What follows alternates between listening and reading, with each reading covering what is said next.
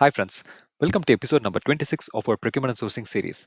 In this episode, we discuss in detail about vendor collaboration capabilities in Microsoft Dynamics 365 Finance and Operation. We are going to create a contact for Mr. Rajnikant sir as a vendor user in Dynamics 365 and onboard him for the vendor portal capabilities in Dynamics 365 F&O. With that note, let's quickly jump into today's topic.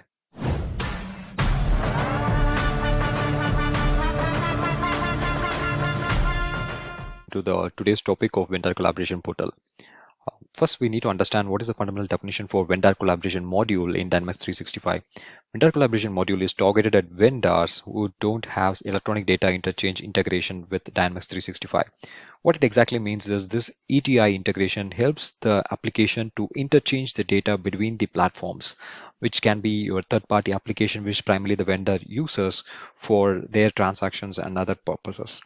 But in cases if you don't have EDI integration, the interface which helps you to exchange those data, those cases vendor collaboration module is a functionality within Dynamics 365 which helps you to build those connections between our platform to the vendor platform. So this portal is primarily within Dynamics 365, which helps the vendors to view those transactions related to SCM like purchase orders, invoices, even consignment inventory. We discussed in detail about the consignment inventory in one of the episode in this procurement and sourcing series. If you're watching this series each and every episode, then that should be fine. Otherwise, I will strongly recommend you to check out the consignment inventory episode before getting back to this particular vendor portal one.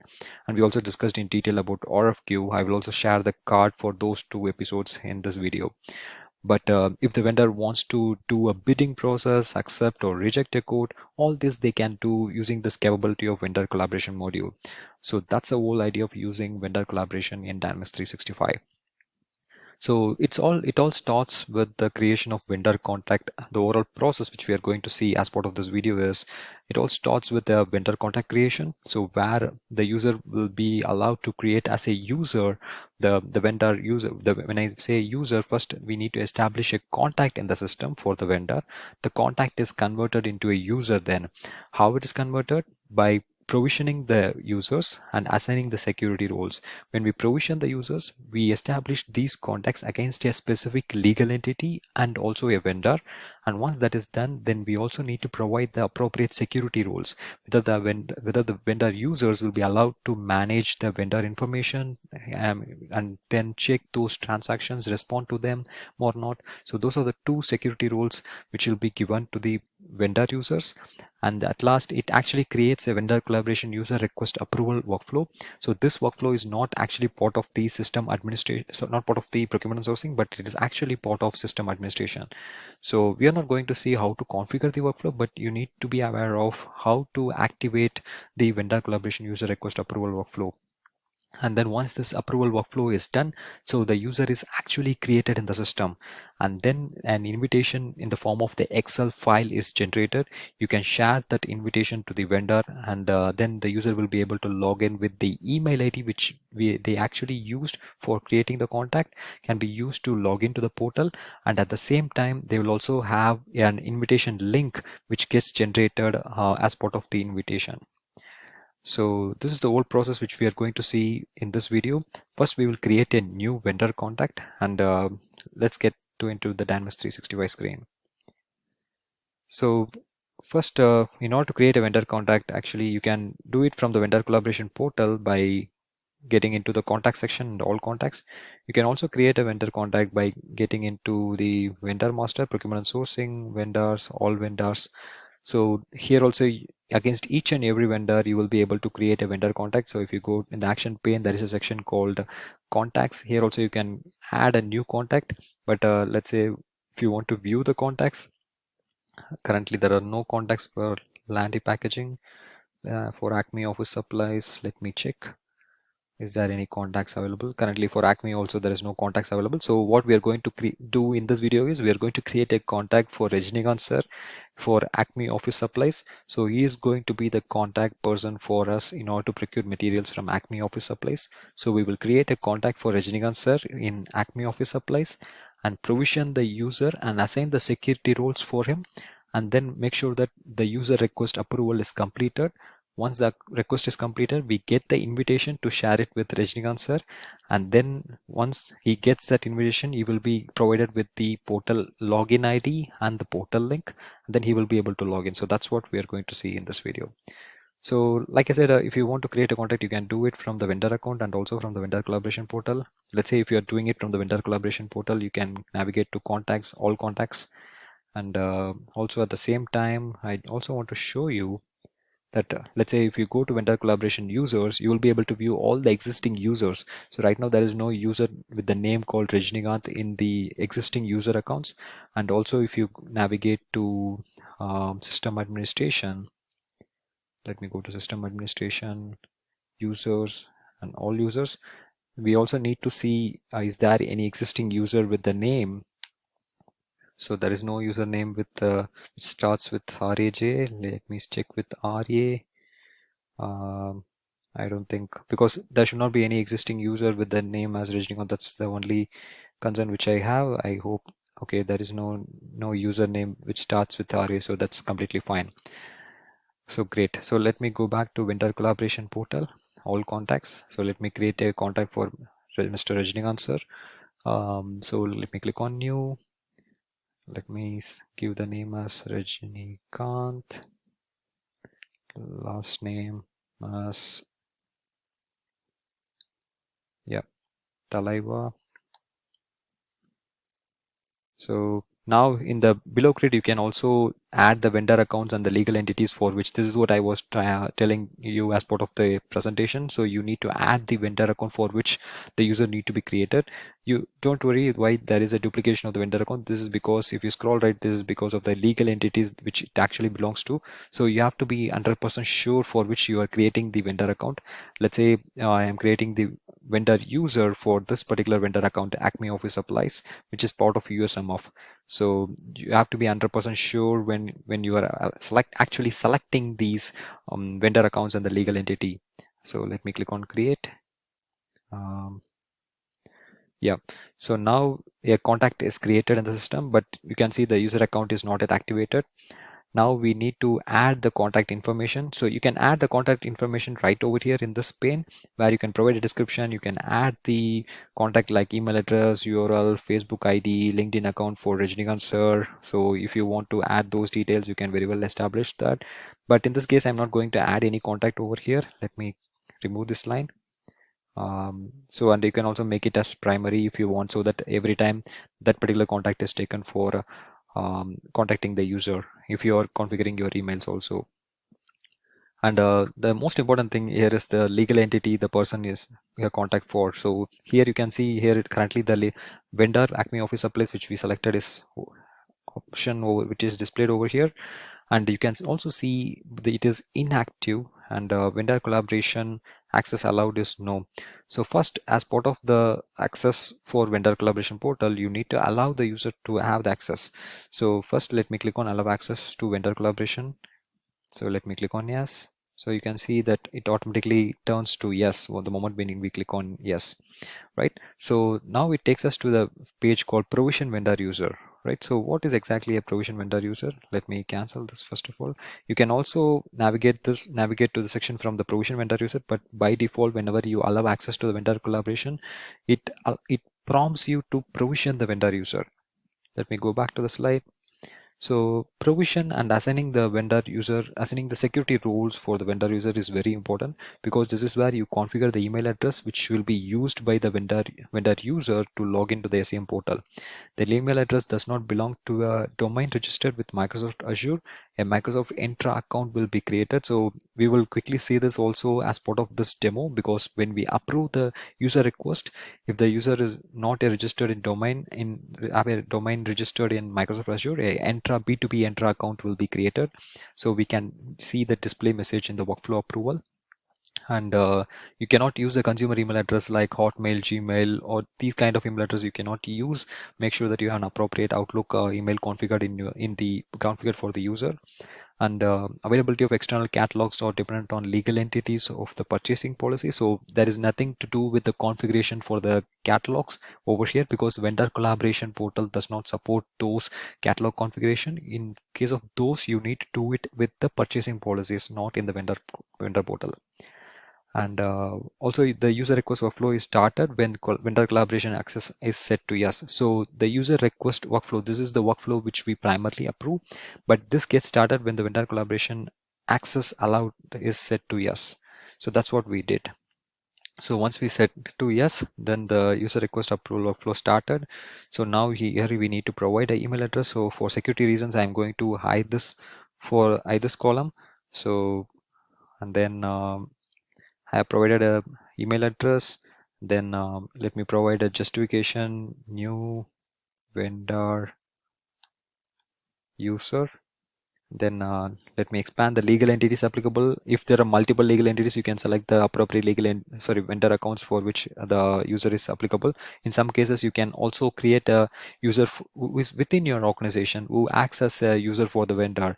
So he or she can be a point of contact who interacts with multiple vendors and updates the information in the vendor portal. In those cases, you can add multiple vendors and enable the appropriate vendor collaboration access for those vendors for a specific user. And the most important thing is assigning the roles. So like I said, either one security role is maintaining the vendor documents and response to the vendor information, or maintains the vendor contacts and vendor user request. So right, this is self-explanatory. So let me assign both the roles for Mr. Rajnikant sir. So now since I have enabled both the rules, let me click on submit. So this will submit the user approval request workflow. So you can see the pop-up which clearly says vendor collaboration access setting has been successfully applied and the request to a new user has been submitted. So which means the request for a new user approval is submitted, and a ID must have been created. We will quickly see that. Once your request has been processed, the status of the user will be set to completed. So currently the status is not completed, it is in review. So once the request is completed, the user request approval is processed, the status will be set to completed. So we will also see that. So let me close this page. Then let me go back. How do we view the user request approval flow? Even from the vendor collaboration portal, you can do that. Vendor collaboration module. If you see, you have the option called vendor collaboration user request. So this page primarily helps you to view all the vendor collaboration user requests which are submitted. So let me go to the page. Yeah, here we can view the request ID, and Rajnikant Taleva is the name, and this is a new vendor user request. And let me click on the request ID. So we need to approve this request. So if you get into the request ID, you can see there is on the top we have a workflow configured, and in this case, since I am acting as the admin, I also submitted the vendor request approval. So I'm also acting as an admin user. So that's the reason it is directly showing me the approval process. Otherwise, traditionally you need to go and it goes to the respective approvers in order to approve this vendor collaboration user request. So let me refresh this page. So once this is approved, again, along with the new user, you will also see the user invitation file. But this workflow generally takes some time, but let's go back, because by that time I also want to show you the workflow configuration. If you go to procurement and sourcing module, you will not be able to view if you go to setup, then procurement and sourcing workflow. So here you will not be able to view the vendor collaboration user request approval workflow. So here it is not available. So what you actually need to do is you need to navigate to system administration, um, then workflow, then user workflows. So if you go to user workflows here you can see vendor user request. So this is the workflow which actually supports in terms of onboarding the vendor user request. So this workflow need to be active. So here you can see, if I go to versions, so this workflow is currently in the active state. So this is what you need to know before submitting the user request workflow approval. So let me go back to the even you can navigate from procurement sourcing. If you go to procurement sourcing vendor, under vendor section, there is a vendor collaboration request. From here also you can navigate, or you can also go to vendor collaboration portal. So let me go from here. Both are same forms. the form is not different. If you right click, then you can see the system user request list page. So this is the same form which is used. So now you can see, I can see that it is approved, and you can also see a Microsoft Entra ID B2B user invitation pending. So we have the user system has approved it, and a user invitation file is successfully created. So let me go back to the presentation. I'll go to the previous slide. So here, if you can see that vendor collaboration user request approval is part of this process. Once this approval is done, you get the user invitation file. So that's what we can see in the approval workflow over here. You can see this is the export user invitation file, but at the same time, this process, you are confirming to the system that inviting the user has been completed. So you also need to make sure that you complete the process, but sometimes it depends on the number of users required for this workflow. This takes time, but let me click on export user invitation file. So this primarily downloads, you can see that is a download file which is happening. This primarily generates an Excel file along with the user email ID, name, and the link to the vendor collaboration portal which you are supposed to share with your vendor users. So in this case what we will do is, let me go and check the view history, because ideally sometimes this when workflow approval takes time. Okay, this is completed. Let me check, because you need to configure the users. In this case, Julia Funderburg is the admin user, so that's the reason it gets reverts back to me for approval. Otherwise, it goes to the appropriate user. So this Microsoft Entra ID for B2B user invitation is pending. So this need to be completed. So that's the reason I'm just refreshing this page. So let's see. Yeah, still it is pending for approval. I think it depends on the number of users configured. I think once again we need to approve that. So this is completely fine. It depends on the user, but ideally you will get one approval for completion. But in this case, it depends on the number of users. I think another time your Julia Thunderbird request is created. Yeah, I think one more time it got created. So that's fine. But the thing is, you need to approve this workflow. Take the status from invitation pending to approval. I think the status will change to completed. Yeah, I think it may take some time. Let me refresh the page and check it, but let me go to the system administration and users, all users. So if I go here and if I check with the name, yeah, I don't see a name which gets with, I don't see any user which gets created with the name Rajnikant. So I think we need to fight hard for creating the username Rajnikant Talaiba. So we are not going to give up. We want Rajnikant sir to be onboarded. So the thing is, if you go to if you go to vendor collaboration portal, module, and here you can see the all contacts are there and vendor collaboration users. So here also you can see the user ID is created.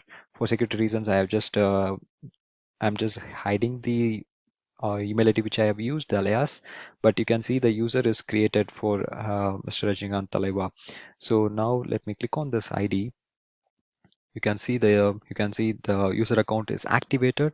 It is automatically enabled based on the workflow approval. And if you want to make this as inactive, then you have to inactivate vendor user. Then appropriately in the lines you can see for the list of vendors for which it is active and inactive. Only if it is active, then the users will be able to log into the portal and use the all those transactions and vendor informations. Otherwise, they will not be able to use it. So let me go back. So since this is activated, let me go to Indel collaboration user request, because I want to see the status has completed. Yes, great. So the status is completed, workflow process is done. So now what we will do is I'm going to quickly check the downloads. So I'm just past this video and then I will show you the Excel. So let me have, yeah, I've just copied the URL, and now we are going to log in into the vendor portal as the user called Rajnikant Talaiba. So let me open a new H tab. So let me paste the URL, and then so this I have already saved my login ID, email ID, and password. So it should automatically take me to the vendor portal. So let's see. Yeah, great. So now we have successfully created a vendor portal access for Mr. Rajnikant sir, and I think the view might seems to be a bit zoomed.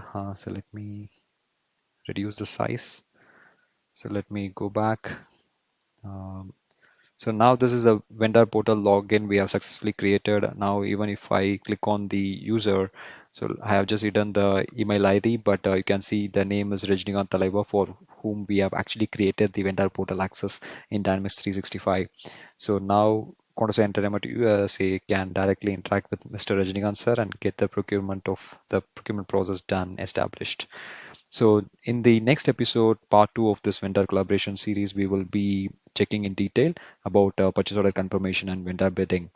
So let me get back to the slide. So that kind of brings us to the end of this episode.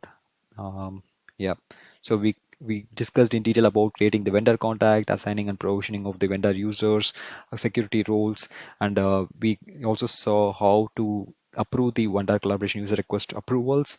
And once it is approved, Entra B2B ID is created. Once that is completed, you have the user invitation which gets created, which you can share offline to the respective vendor users, and then the users can log in using those URL and the login ID, and then successfully complete the login of the vendor portal. Only thing is you need to make sure that you cannot use consumer email addresses, and make sure that you have a Microsoft Entra account in place.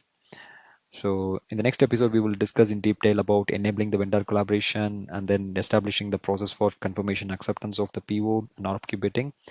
And make sure that you subscribe to the channel D3 Sweet Talks or follow my profile in LinkedIn. Thank you.